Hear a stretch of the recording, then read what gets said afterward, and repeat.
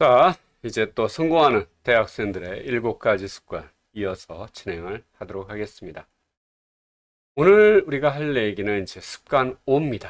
벌써 습관 1, 2, 3, 4를 지나서 이제 5를 향해서 나아가고 있습니다. 습관 5는 먼저 이해하고 다음에 이해시켜라 라는 내용입니다. 실제 우리는 이제 이걸 상호 이해 습관이라고 이야기하죠. 미국 원주민의 속담에 잘 들어라. 그렇지 않으면 당신의 혀가 당신을 귀머거리로 만들 것이다 라는 내용이 있습니다. 여러분, 이 말의 의미를 생각하면서 우리 습관 5에서는 어떤 내용을 수업하는지 한번 살펴보도록 하죠. 습관 5, 먼저 이해하고 다음에 이해시켜라 라는 습관에서 우리가 이제 얘기할 건 좋지 않은 경청 습관 버리기, 즉 다른 사람의 이야기를 듣는데 좋지 않은 습관을 가지고 있는 걸 버리자라고 하는 부분, 또 우리가 대화 내용과 감정을 듣는 공감적 경청이라고 하는 걸 실행하기. 즉 우리는 이제 공감적 경청을 배우기 전에 좋지 않은 습관인 일반적인 이제 듣기의 유형 5가지 정도를 배우게 될 겁니다. 그리고 나서 우리가 또 말을 함에 있어서 다른 사람의 이야기를 들으면서 경청을 해줘야 되는데 자선적 반응을 하는 경우도 있다라는 거죠. 그래서 이런 걸 하지 말고 우리가 공감적 경청을 해주자라고 하는 부분이 오늘의 이번 챕터에서의 가장 핵심적인 내용이죠. 또한 실제 다른 사람의 얘기를 들어주는 것도 중요하지만 내 생각과 내 감정을 잘 표현할 줄 아는 것, 이것도 중요하다라는 것입니다. 그래서 이 표현을 함에 있어서 어떻게 표현하는 게 좋을까?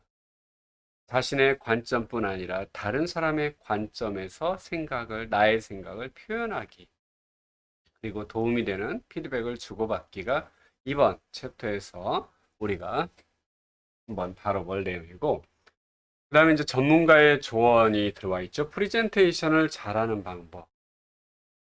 여러분이 아마 대면 수업으로 계속 진행해 왔으면 대학교 수업을 받으면서 계속 막 그 프리젠테이션 수업이거나 아니면 그냥 개인 수업, 개인 발표여도 앞에 나가서 하는 경우가 많이 있었을 거예요. 그런데 우리가 이제 그 비대면 상황에서 계속 동영상으로 수업하다 보니까 그런 기회가 좀 많이 줄어들었죠.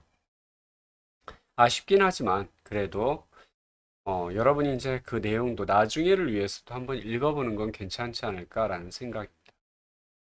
자, 현실에서의 선택. 우리 이제 교재에서 실제 나와 있는 내용이죠. 교재에서 현실에서의 선택. 이해하기. 실제 여기 사례는 한 이제 딸애죠. 딸애가 엄마의 마음을 몰랐다가 자기가 실제 엄마가 돼보고 나니까 내 어머니가 나를 얼마나 아껴주고 사랑해줬는지를 느낄 수 있었다라고 하는 내용을 다루고 있습니다. 우리 이제 교재에서는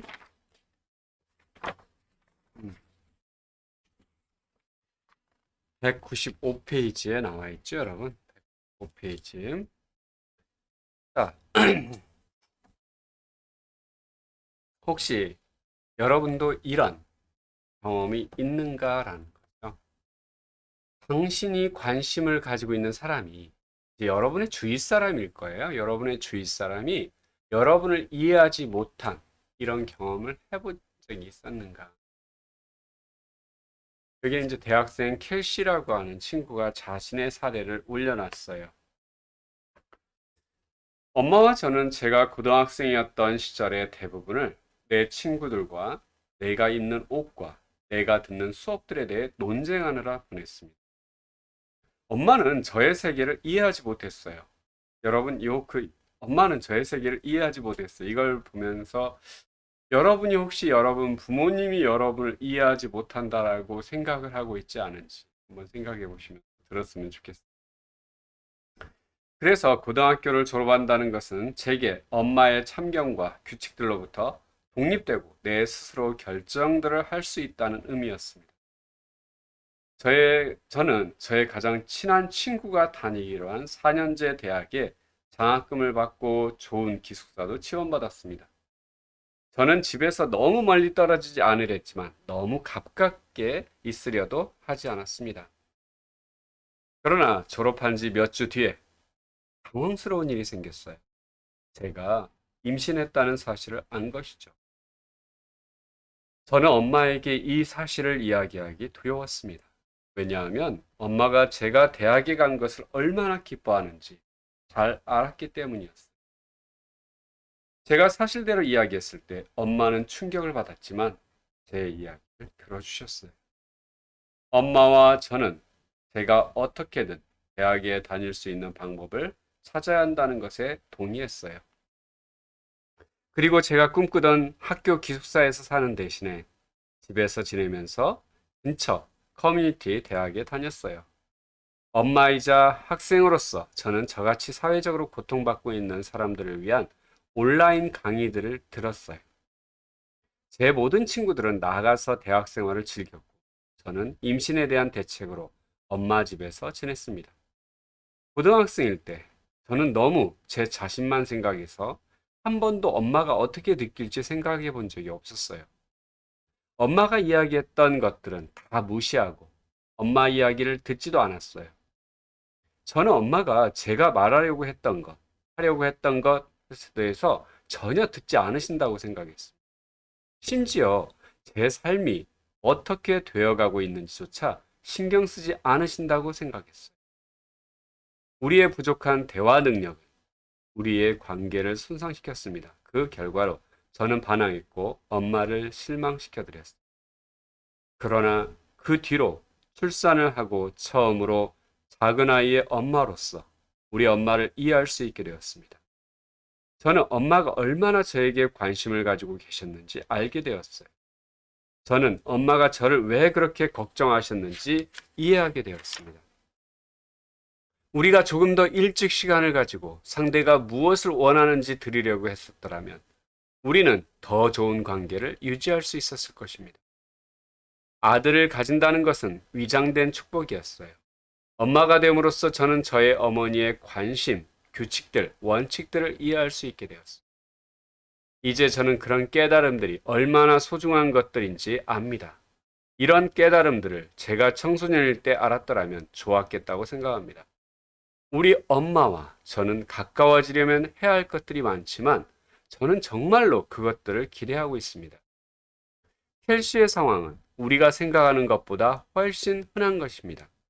감정적 오해들의 대부분은 부모님, 친구들, 형제들, 배우자, 그리고 우리를 사랑해주는 사람들과 같이 우리를 가장 많이 돌보는 사람과 발생한다라고 하는 것. 이런 순간에 우리는 무엇을 필요로 할까요? 실제 내가 가장 가까운 사람과 어떤 감정적 오해가 생겼을 때 우리는 어떻게 하는 게 가장 좋을까? 나름대로의 어떤 대화 기술이 좀 필요하지 않을까라는 생각이에요. 그래서 우리 습관 5에서는 여러분과 이 경청의 기술, 그리고 내 생각을 표현하는 기술에 대해서 이야기하도록 하겠습니다. 자, 먼저 처음부터 이제 비디오로 진행을 하네요. 처방하기 전에 진단하라. 여기에서 처방하기 전에 진단하라는 어떤 의미일까요? 처방하기 전에 진단한다는 게 어떤 효과가 있을까요? 여러분은 이 두 가지를 한번 생각해 보면서 비디오를 들어주셨으면 좋겠어요. 처방하기 전에 진단하라? 우선 생각을 해보세요. 도대체 처방하기 전에 진단하라는 건 무슨 말일까? 그것은 어떤 효과가 있을까? 자, 들어갑니다.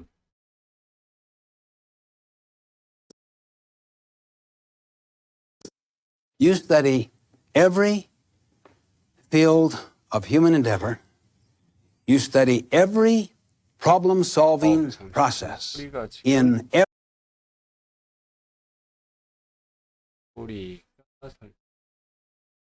잠시만 멈춰. 잠시 비디오 설정에 좀 소리 설정에 문제가 있어서 다시 진행합니다.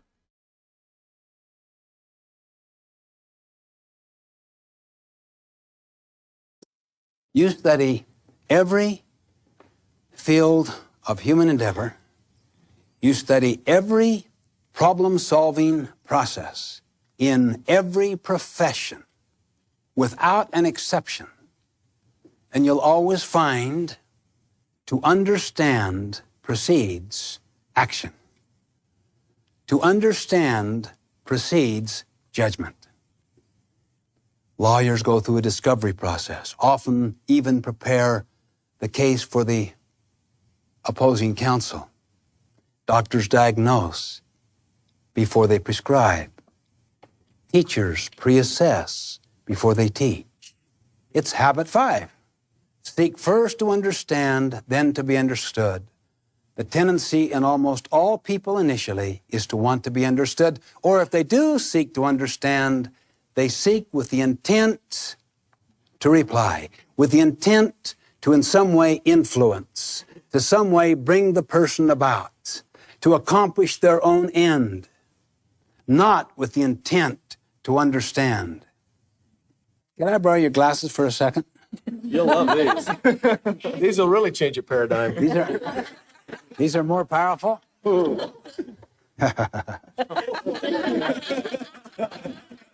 My friend, you've liked these, haven't you? Long time. For a long time. We're sure they'll help you. Whoa. Whoa! My friend, try harder. I mean, really give those lenses the college try.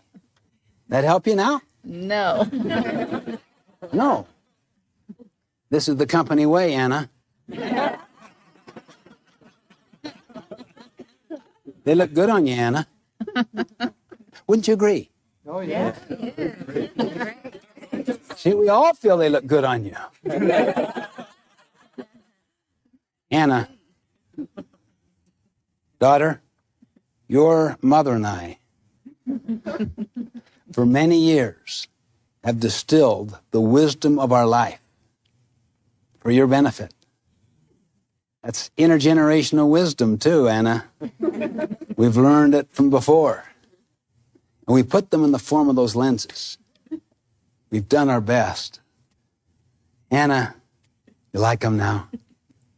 They're great, but I still can't see. She's got some integrity. Usually people capitulate. But usually I don't give them that strong of a lens.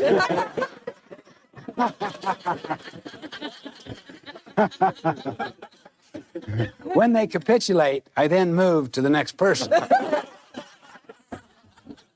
How do you like them? I like them.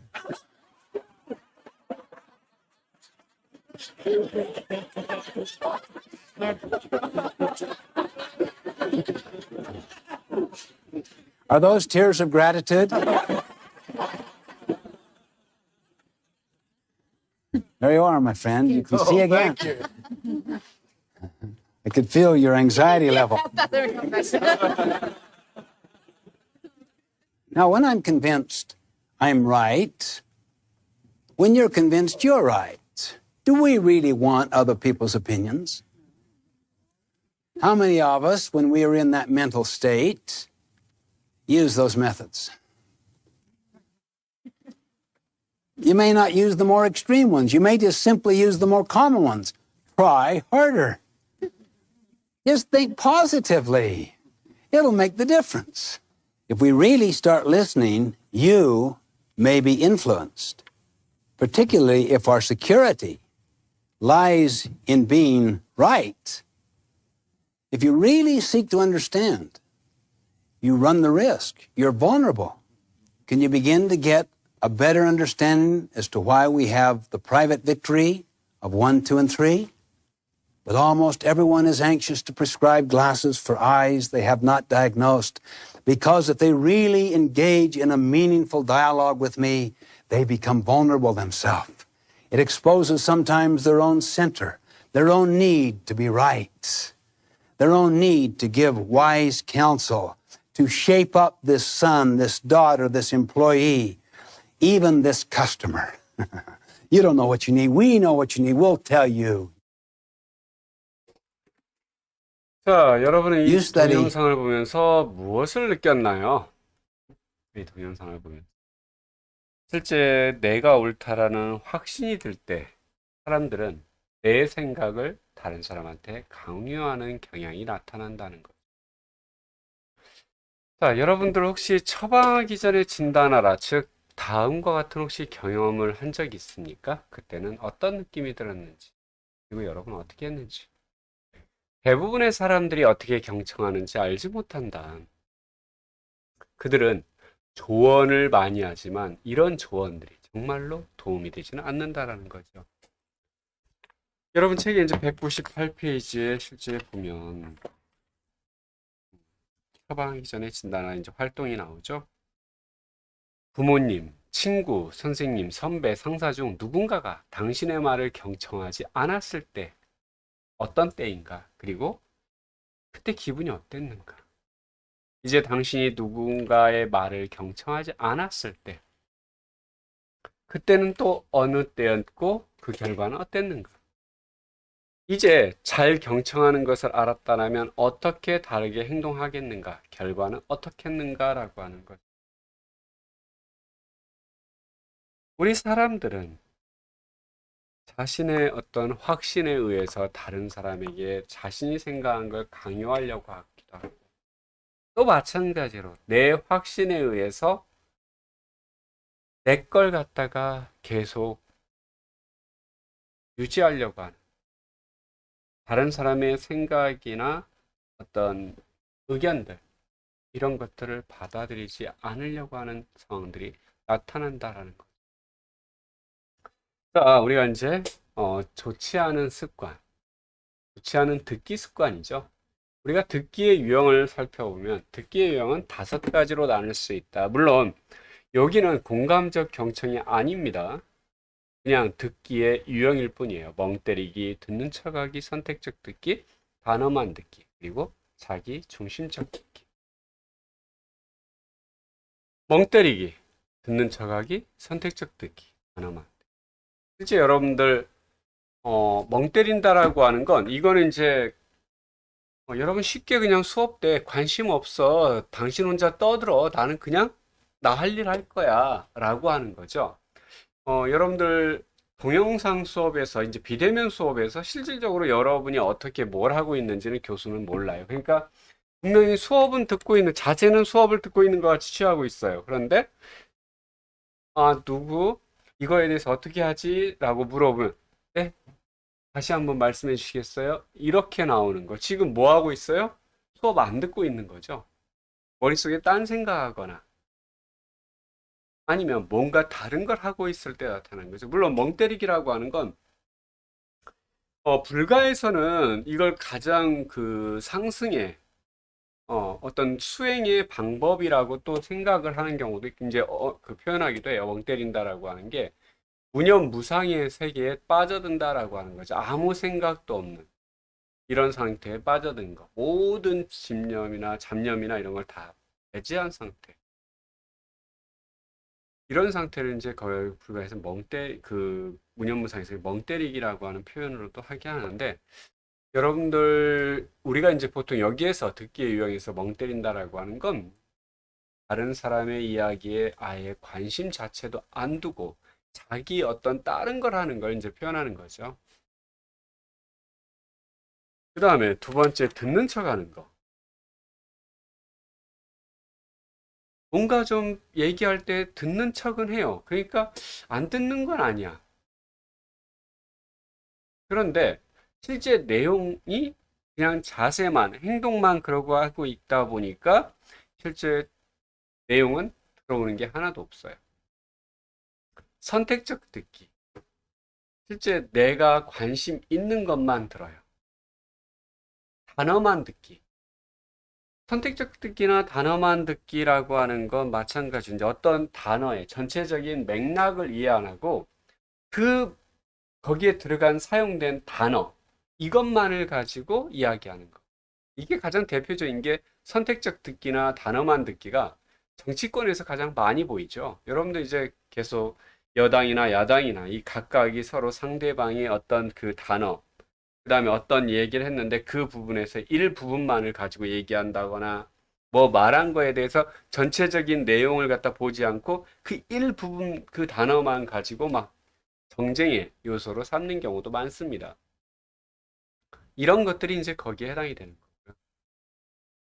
그 다음에 자기중심적 듣기라고 하는 게 실제 듣기는 들어요. 그런데 내 입장에서 듣는다라고 하는 건 도대체 뭘 얘기하냐? 자서전적 판단에 듣기를 한다는 얘기. 저 사람이 우리가 듣는다라고 하는 건 다른 사람이 지금 나에게 얘기할 때 그 사람의 어떤 감정과 그 사람의 기분과 그 사람의 현재 상황과 그 사람이 현재의 어떤 그 지금 의견 이런 것들이 막 같이 쭉 모아져서 넘어온단 말이에요. 그런데 그걸 갖다가 나는 그 사람의 입장에서 듣는 게 아니고 뭐의 입장에서 내 입장에서 자식 그렇게 내가 너 미리 준비하라고 했잖아. 아이 자식 미리 준비 안 해서 그래. 속으로 이제 막 계속 그러면서 듣는 거죠. 결국 상대방의 이야기는 그냥 거기에 있는 그 표현들만 말하는 그 내용만 그냥 듣는 거고 그 사람이 이걸 통해서 지금 나에게 얼마나 힘든지 그 감정을 이야기하고 있거나 뭘 해줬으면 좋겠는지를 이야기하고 있는 이 내용에 대해서는 정확히 안 듣는다는 거죠. 자, 이런 글이 있어요. 상당히 좋죠. 제 말 좀 들어보세요. 제 말 좀 들어보라고 부탁했더니 당신은 충고부터 합니다. 제 부탁은 들어주지 않는군요. 제 말 좀 들어보라고 부탁했더니 당신은 이유부터 설명합니다. 제 느낌은 그게 아닌데 제 감정은 생각도 안 해주시는 거예요. 제 말 좀 들어보라고 부탁했더니 당신이 나서서 제 문제를 해결해 주시겠다고 하는군요. 저를 망치시는군요. 이상하게 들릴지 모르지만 들어보세요. 제가 바라는 것은 그것뿐. 말하거나 행동하지 말고 제 말 좀 들어보세요. 실제 저는 이 시, 작자 미상의 이 시 하나가 사람 사이의 관계에서 가장 필요한 게 아닌가라는 생각을 하게 됩니다. 사람이 여러분 앞에서 이제 용기와 배려라고 하는 걸 배웠어요. 이 용기와 배려 중에 무엇이 먼저다? 배려가 먼저다. 상대방의 이야기를 먼저 들어주고 내 이야기를 한다라고 하는 이미 앞에서 배웠죠. 자, 이렇게 상대방의 말을 먼저 들어주고 이 사람이 지금 어떤 기분이고 어떤 상황에 있고 이걸 이해하고 나서 그러고 나서 내가 혹시 이야기할 게 있는지 그와 다른 나의 생각은 무엇인지를 얘기를 해줘야 되는데 상대방의 이야기에 아예 관심 자체가 없고 그것에 대해서 내가 충고하려고 그러고 그것에 대해서 내가 판단하려고 그러고 그것에 대해서 내가 해석하려고 그러고 하는 것들이 나타난다는 거죠. 우리는 이러한 것들을 자서전적 반응이다라고 이야기합니다. 자서전적 반응이 결국 자기 중심적 반응이에요. 충고, 탐색, 해석, 판단이라고 하는 거죠. 자신의 경험에 기반해서 다른 사람의 문제를 해결해 주려고 하고 자신의 경험의 틀에 기반해서 질문을 하고 당신이 생각하고 가정하는 틀 안에서 사람들을 알아보려고 하고 또 자신의 논리와 가치에 따라서 동의하거나 다른 사람의 의견에 반대하는 경향이 나타난다라는 것을 조금 당신이 아니라 어떤 자신의 이렇게 가는 게 자신이 생각하고 가정하는 틀 안에서 그 다음에 또 자신의 논리와 가치에 따라 다른 사람의 의견에 대해서 동의하거나 반대한다. 자, 예를 들어 충고라고 하는 건 친구가 뭔가 얘기를 하니까 야, 나에게도 똑같은 일이 있었는데 그때 내가 어떻게 했냐면 너도 이렇게 하면 돼. 이걸 얘기하고 있는 거죠. 탐색이라고 하는 건 나는 팀이랑 잘 지내고 있어. 너는 왜 그렇게 못해? 실제 해석이라고 하는 건 내가 의미하는 것은 그게 아니야. 내가 말하고자 하는 것은 너 미쳤구나. 팀은 너에게 최고의 사람이야. 실제 요것들이 꼭 여기에 해당이 된다. 뭐 이런 부분은 아니고 이러한 것들이 결국 뭐다? 자서전적 반응이다라고 하는 거. 자, 친구가 나 방금 해고됐어. 라고 여러분한테 이제 술 한잔 하자고 갑자기 연락이 왔어요. 그러면서 여러분에게 얘기하죠. 나 해고됐어. 나 방금 해고됐어. 라고 이제 힘들어하면서 말을 해요. 그랬을 때 여러분은 어떻게 이 친구를 위로하겠다라고 이런 표현들을 쓰는 경우 혹시 없는지. 야, 이제 너 이력서 업데이트 안 하겠네? 언제? 왜? 누가 너를 왜 해고했어? 왜? 야, 어쨌든 너 그 직장 별로 안 좋아했잖아. 잘 되겠네, 뭐. 너무 안 됐다. 그 사람들이 잘못한 거야. 여러분들 혹시나 이런 충고 탐색 해석 판단의 이야기를 하는 사람, 이 이야기를 들으면서 아, 이 친구가 나를 정말 위로해 주는구나. 이런 생각 드나요? 여러분이 여자친구하고 헤어졌는데 그래서 힘들어서 야, 나랑 술 한잔 하자라고 친구를 불렀어요. 그랬을 때 여러분은 그 친구가 여러분 이제 내가 너무 보고 싶어. 내가 왜 그랬을까? 내가 좀 더 잘해줄 걸. 막 힘들어요. 괴로워요. 어떡해. 너무 힘들다. 너무 보고 싶다. 이제 막 술을 마시면서. 그러니까 여러분 옆에서 그러죠. 야, 잊어버려, 인마. 세상에 여자가 그 사람 하나냐? 세상에 반이 여자야. 남자들이 아마 옆에서 많이 해주는 게 이런 얘기 아닐까요? 야, 너 왜 해줬어? 네가 그렇게 좋아했는데, 왜? 이게 뭐 잘못했어? 이렇게 하거나.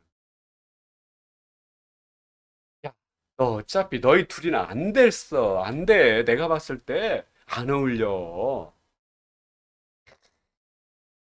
이렇게 하고. 야, 아니, 누구 씨는 왜 그랬대? 왜 너를 찾대? 정말 그 사람 아마 이제 나중에 후회할 거야. 이런 표현들. 여러분을 띄워주는 것 같아요. 그러면서, 야, 나는 그 얘기를 들으면, 너를 갖다 찬 사람이 그 사람이 지금 그 여자분이 잘못한 거야. 막 그런 얘기를 들으면, 야, 내가 이 친구한테 위로받고 있구나. 이 친구가 나를 얼마나 생각해 주는, 내가 정말 괜찮다라고 얘기해 주는구나. 이런 생각이 드나요? 그러지는 않을 것 같아요.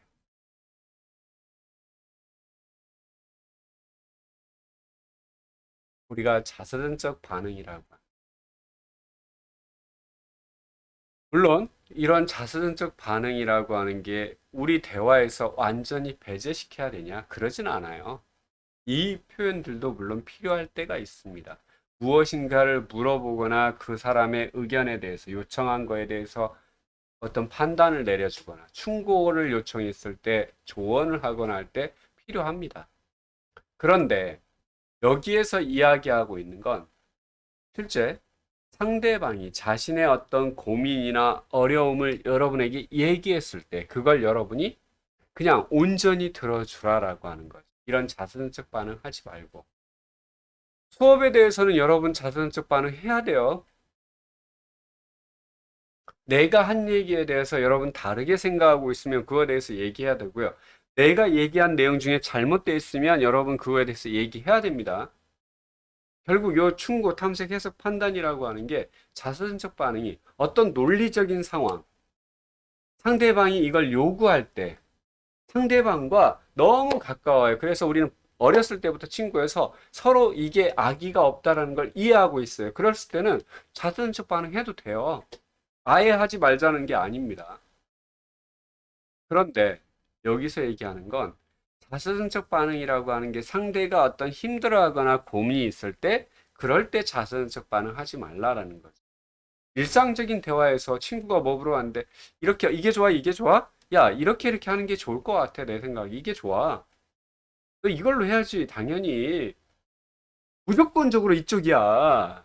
이런 것들 상관없습니다. 그런데 어느 경우에 상대방의 어떤 고민, 걱정거리 이런 것들을 여러분에게 같이 이제 여러분이 그 상황에서 같이 있어줬으면 했을 때는 그냥 그 사람 얘기하는 거 그대로 들어주면서 있어라. 뭔가 다른 걸 하려고 안 해도 된다라는 거. 근데 또 우리는 또 거기서 생각을 하죠. 아, 이 친구가 뭔가 힘든 일이 있구나. 그러니까 내가 멋진 위로를 해줘야지. 정말 멋지게 이 친구의 마음에 쏙 들게 이 친구가 이 슬픔을 빨리 잊을 수 있게 그러면서 막 내 생각에 내가 옛날에 어떻게 했었는지 아니면 내가 생각했을 때 논리적으로 이게 맞는 것 같아 이걸 가지고 어떻게 얘한테 이걸 얘기를 해줄까 이런 생각들을 하게 된다는 거죠. 그런데 지금 뭐 하자고? 그런 거 하지 말자고. 그런 거 하지 말자. 자, 그래서 실제 그러면 자선적 반응의 사례를 한번 보면 자, 우선 둘이가 이제 전화 통화를 해요. 전화 통화를 하죠. 자, 친구가 이제 뭔가 고민이 있는 거야. 여러분 지금 이 대화를 갖다 두 개, 하나는 자선적 반응과 하나는 공감적 반응에 대해서 대화가 있어요. 우리가 수업 중이었으면 두 명의 친구 보고 한 사람은 여기 이제 얘기하는 거, 그다음에 한 사람은 친구의 역할을 해서 서로 대화를 하게 하는데 우리 이제 비대면이다 보니까 나 혼자 역할 연기를 다 해야 돼. 자, 이제 친구가 먼저 얘기하죠. 안녕? 아, 이제, 아니, 여기 좀 뭔가 기분이 좀 그러죠. 안녕? 그래, 어떻게 지내? 응, 나 시험에 떨어졌어. 어머, 안 됐다. 내 첫 번째 시험이 생각나네. 나도 두세 번 시험 떨어졌었어. 비디오 게임 그만하고 책을 파. 매일매일 2시간 이상씩 공부해. 난 그렇게 했어. 사실 나는 게임한 적 없는데, 나 공부를 열심히 해왔어. 근데 이제 무엇을 해야 할지 조금 막막해. 내 생각은 어때? 야, 응, 알아. 그래서 문제 없니? 이 호티스들은 어때? 그것들이 방해가 되지 않니? 나는 그 호티스들과 연관된 적이 없는데, 그게 너의 문제야. 너는 거기서 빠져나와야 해. 대학은 나가 놀기 위한 기회야. 너는 이 기회를 다시 잡을 수 없을 거야. 그게 아니야. 내가 말했듯이 나는 이제 대학에 대해서 잘 모르겠어. 내가 말하고자 하는 건 내가 말하고자 하는 게 뭘 말하고자 하는지 알겠어. 하지만 얘 너 내가 하는 것 같이 학위가 없으면 취직도 어렵다 너. 그거 잘 알잖아. 그래서 너는 진짜 이 문제를 다시 잘 생각해 봐야 해. 고등학교 때도 명확하게 생각하지 못했던 것을 생각해 봐. 하지만 야 나는 네가 잘 생각해낼 수 있을 거라고 생각해. 네가 항상 그래 왔듯이. 그래 알았어. 야 나 다른 전화 와서 이만 끊어야겠다. 내가 말하는 거 잘 생각해 봐. 자, 여러분, 이런 상황, 즉, 여러분의 고민이 있어서 친구에게 전화를 했어요. 그랬더니 친구가 이렇게 얘기해. 아, 여기 지금 호티스라고 하는 것들이 나오죠? 호티스. 어떤, 재밌는 것들이에요. 핫플레이스, 어떤, 이제, 뭐, 특별한 공간이든, 어떤 재밌거리든, 이런 것들에 빠져드는 거죠. 그래서, 막 친구들끼리 뭔가 이슈가 재밌는 어떤 이슈가 될 만한 거 가지고 어울려서 놀고, 막 이런 것들이죠. 이런 것들을 이제 핫 이슈가 되는 재미난 것들, 뭐, 이런 것들을 얘기한다. 자, 그러면 자선적 반응에서는 또 어떻게 될까요? 실제 앞에, 아니, 자선적 반응에서 이렇게 상대방이 응대했어요. 그러면 여러분들 우선 보세요. 누가 말을 많이 하고 있어요? 그런데 여기 공감적 병치 하나 볼까요? 아, 이제 감정을 또 쫙 해야죠. 내가 지금 뭔가 힘든 일이 있어. 시험을 잘 못. 안녕? 어떻게 지내? 아, 시험에 떨어졌어. 저런, 힘들겠구나. 힘들었어. 여태껏 봤던 다른 시험들과 성적이 다 괜찮았었는데, 나 좀 충격받았어. 저런, 너 상위권이라고 생각했었는데, 갑자기 그렇게 되니까 쉽지 않았었겠다. 음, 나는 내 답이 괜찮았다고 생각했어. 그런데 강사님은 그렇게 생각하지 않으셨나 봐. 그래서 좌절감이 들었겠구나. 나는 뭐랄까? 좌절감이 이 상황에서 적절한 단어인 것 같아. 나는 내가 졸업한 이후에 뭘 해야 할지를 알았으면 좋겠어. 너는 대학 졸업 이후의 삶이 걱정되는구나. 그거야. 나는 지금 관련하는 것들에 대해 많이 배우고 있어. 나는 내가 어떤 것을 전공해야 할지 모르겠고, 지금 내가 배우고 있는 것들이 나중에 쓸모가 있을지 모르겠어. 그래서 너는 지금 목적이 없는 것 같이 느껴지고, 어떤 공부를 해야 할지도 확신이 서지 않는구나. 그래, 내 기분이 바로 그래. 그리고 그것이 내가 전화한 이유야. 나는 네가 1학년 때 나와 같은 문제를 겪었었던 걸 아는데 너는 결국 전공을 선택했었잖아. 그래서 나는 너에게 조언을 듣고 싶었어. 그때 어떻게 했었니? 맞아. 내가 1학년일 때 나는 무엇을 해야 할지 몰랐고 그건 정말 심각했었어. 내가 너라면 나는 이렇게 할 것 같아. 자, 여러분 지금 이 두 개, 자선적 반응과 공감적 반응. 요 두 개에서 대화의 양을 한번 보세요. 앞에 자선적 반응에서는 뭔가 좀 얘기하려고 하면 자꾸 말을 끊고 말을 가로막고 하면서 자기 얘기만 떠드드드드 쏘고 있어요. 여기는 그 상대방의 이야기를 자기의 언어로 다시 표현만 해주고 있어요. 너가 지금 이런 상황이구나. 이렇게 되니까 힘들겠구나. 좌절했겠구나. 걱정되는구나. 지금 뭐예요? 상대방이 지금 느끼는 그 감정을 그대로 네가 지금 이런 상황이겠구나. 이런 감정이겠구나. 이것만 지금 해주고 있어요. 또 대화의 양이 누가 많아요? 말하는 양이. 이 사람이 많아요. 공감적 반응이라고 하는 건 실제 상대방이 자연스럽게 이야기해 주는 거예요.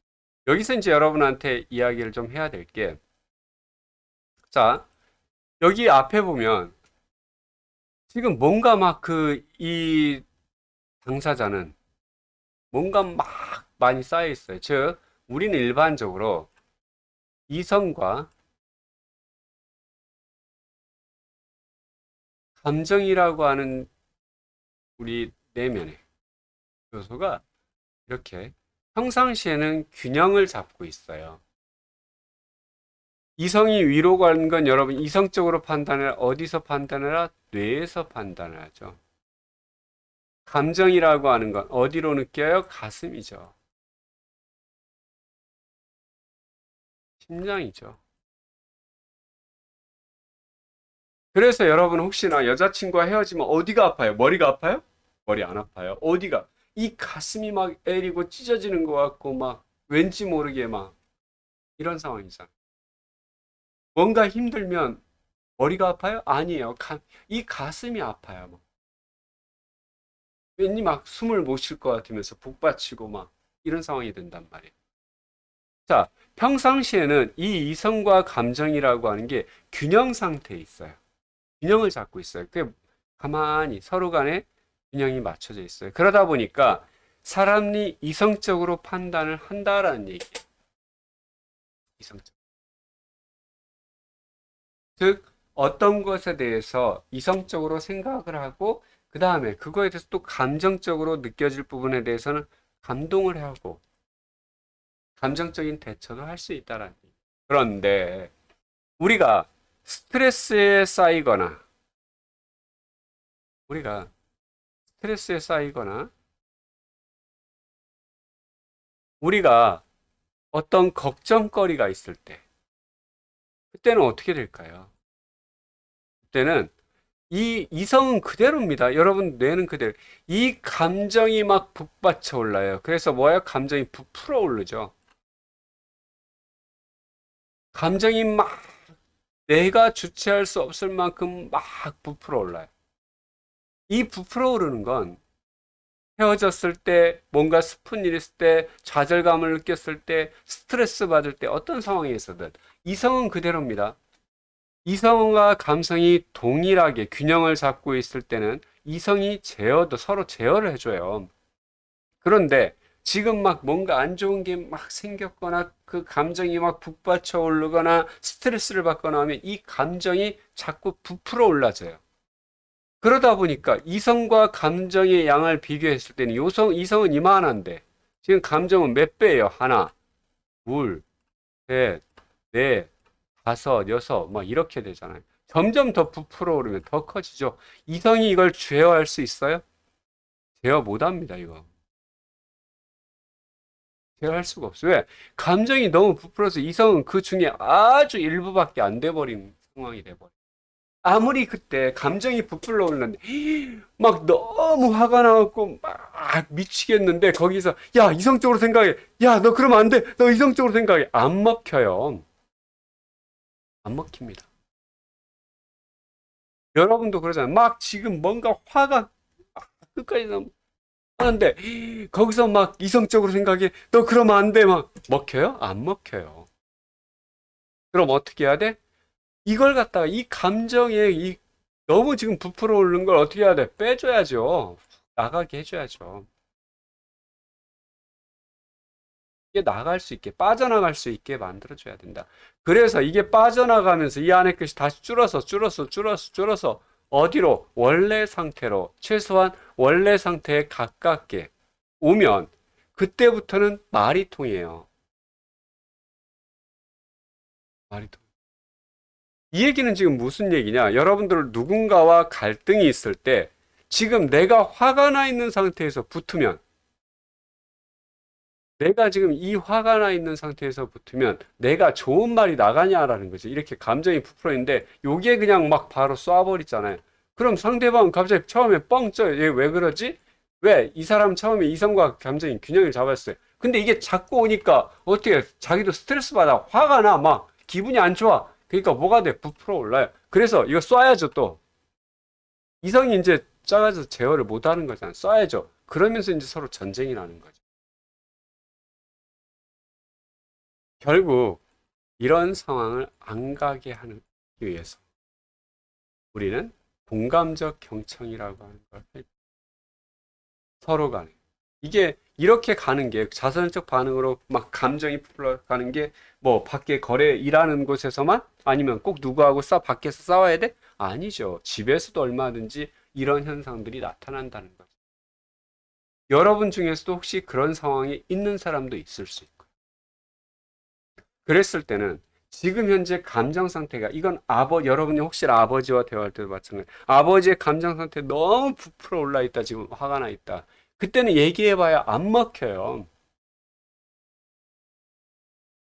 그냥 그 자리를 아예 피해버리고 쭉 가라앉게 놔두는 거. 이게 바람이 쭉 빠지게, 그리고 나서 얘기하는 게 가장 좋아요. 자, 이게 이제 자선적 반응과 공감적 반응이다라고.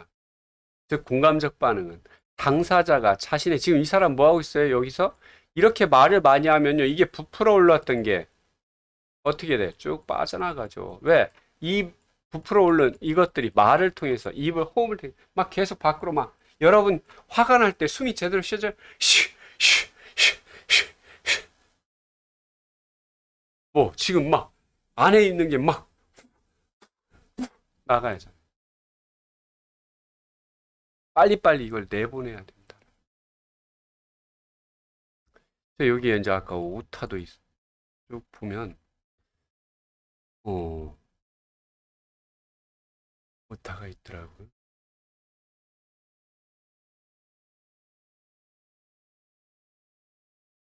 나중에 이제 아까 보니까 내가 설명할 때 보니까 오타가 있길래 보고 이따가 수정을 해야 되겠구나라고 이제 생각을 했는데 그냥 넘어가 보니까, 실제 우리가 감정이 부풀어오는 상태, 누군가 감정이 부풀어오는 상태는 오히려 그걸 갖다가 누르려고 하면, 여러분 풍선 누르면 어떻게 돼요? 위에서 풍선을 팍 눌렀어. 그럼 옆으로 ปุ๊ 오잖아. 그래서 그때는 오히려 가만히 놔주는 것도. 근데 대부분 또 이런, 여러분 아마 남자친구 여자친구 있는 사람 느꼈을 거예요. 둘이 이제 남자 간에 싸우잖아요. 그럼 어떻게든 이 자리에서 막 그 결판을 내려고 그러죠. 이 자리에서 네가 잘못했다는 거 빨리 인정하고 사과해. 그렇지 않으면 나는 오늘 너 안 보내줄 거야. 끝까지 내가 확실히 막 너 사과 받을 때까지 나는 너한테 계속 압력을 가할 거야.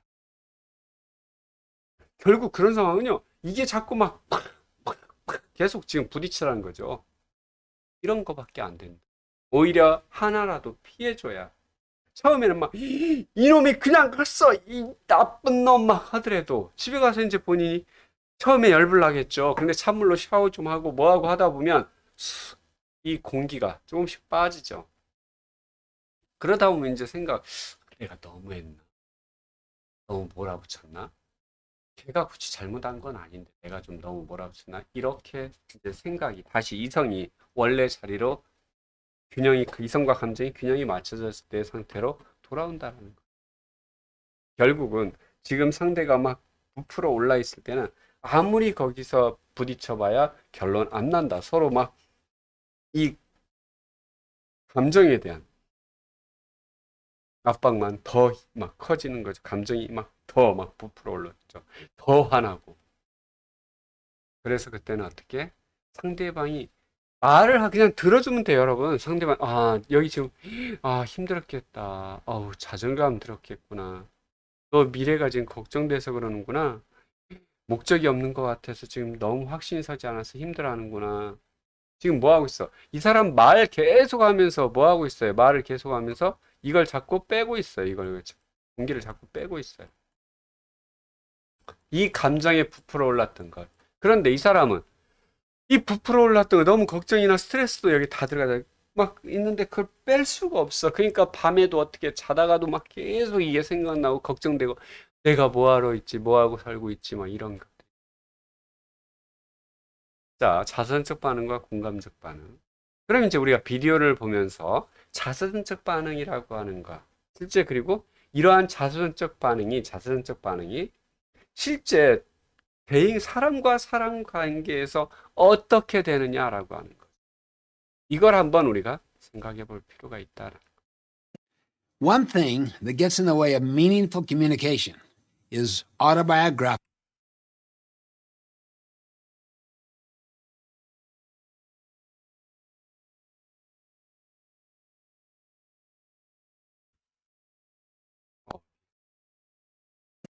One thing that gets in the way of meaningful communication is autobiographical listening. This means that we filter what others say through our own story, our own experiences, our biases, prejudices, and all of our values. You see, when I listen autobiographically, part of my story gets added to your story.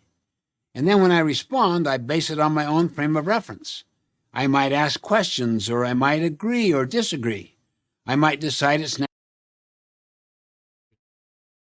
necessary to counsel you, or try to solve the problem or fix the situation. So with the best of intentions, I can end up leading the conversation. And even worse, I don't hear what you're really trying to say. Autobiographical responses fall into 4 categories. Probing, asking questions. Evaluating, like agreeing or disagreeing. Advising, that is, giving counsel. Or interpreting, or trying to figure a person out or to analyze them. But don't misunderstand. Autobiographical responses can be very appropriate, especially when the emotional bank account with another person is high. But when real understanding and clarity are needed, and when the problems are very emotional, autobiographical responses only get in the way. Watch the impact of autobiographical responses in the next segment.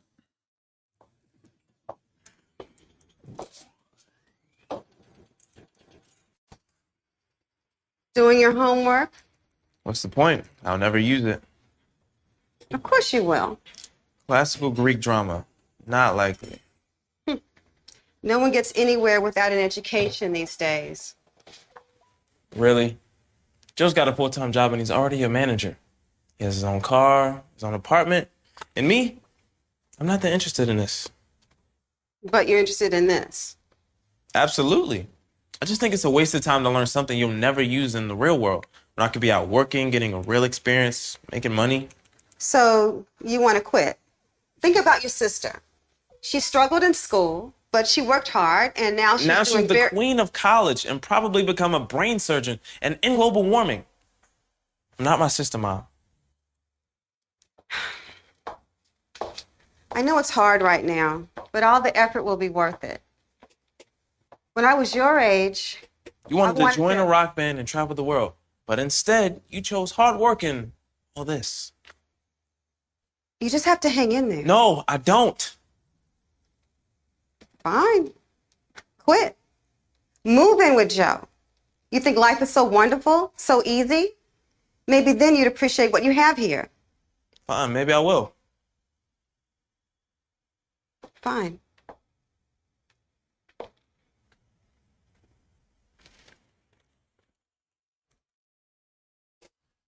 자, 여러분, 이 동영상을 보면서 여러분은 무엇을 꼈나요? 지금 여기에 대화에 보면 자서전적 반응이 그대로 녹아 들어가 있어요. 엄마의 대화에 보면. 실제 우리가 자서전적 반응이라고 하는 거. 이 자서전적 반응은 상대방에게 실제 상대방의 어떤 기분이나 이런 거에 대해서 전혀 고려하지 않고 내 입장을 그냥 상대방의 이야기에 덮으려고 강요하려고 한다라는 거죠. 결국 자서전적 듣기를 하는 거고 그걸 그렇게 피드백을 하는 거잖아요. 우리는 타인의 말을 듣는 것 자체보다 우리의 생각에 집중해 있다라는 거예요. 타인의 말을 듣기 시작할 때 우리는 그들에게 어떻게 조언을 할지 생각하기 시작한다. 혹은 그들을 탐색하고 그들의 말을 해석하고 그들의 생각을 판단하려고 한다라는 거죠. 자, 여러분, 우리가 이제 여기까지 수업을 하고 벌써 50분이 좀 넘었네요. 여기까지 수업하고 다음 시간에 또 이어서 진행하도록 하겠습니다. 수고하셨습니다.